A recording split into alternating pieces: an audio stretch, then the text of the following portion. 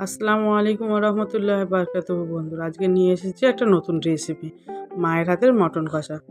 সর্ষের তেল গরম করে তার মধ্যে পেঁয়াজ, তেজপাতা, নুন দিয়ে ভালো করে পেঁয়াজটাকে লাল লাল করে নিয়েছি। তারপরে এই যে মটন আস্তে আস্তে করে প্রেশার কুকারের মধ্যে ওই তেলের ওপরেই ছেড়ে দিল মা।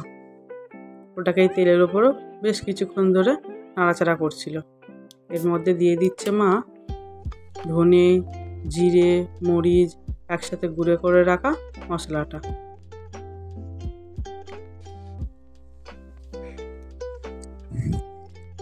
এটাকেও অনেকক্ষণ ধরে মা ভালো করে নাড়াচাড়া করছে প্রেশার কুকারের মধ্যে।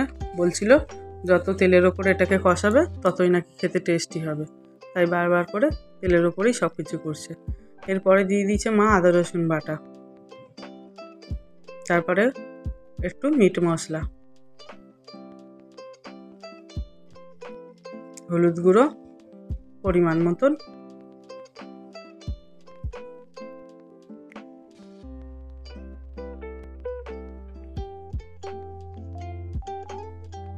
তারপরে দিয়ে দিচ্ছে মা লঙ্কার গুঁড়ো।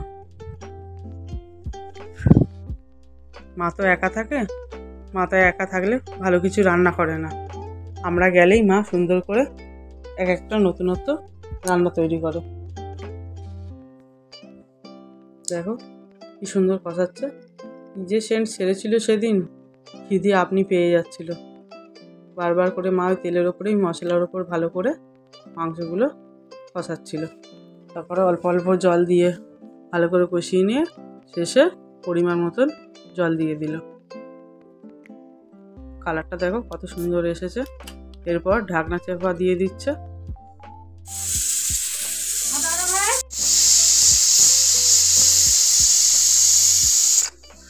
ছটা সিটি হয়ে যাওয়ার পর খুলে 5টা সিটি দেওয়ার পর তরকারিটা ঠিক এই রকম লেগেছিল। কেমন লাগলো আজকের রেসিপিটা তৈরি করে জানিও বন্ধুরা। টাটা।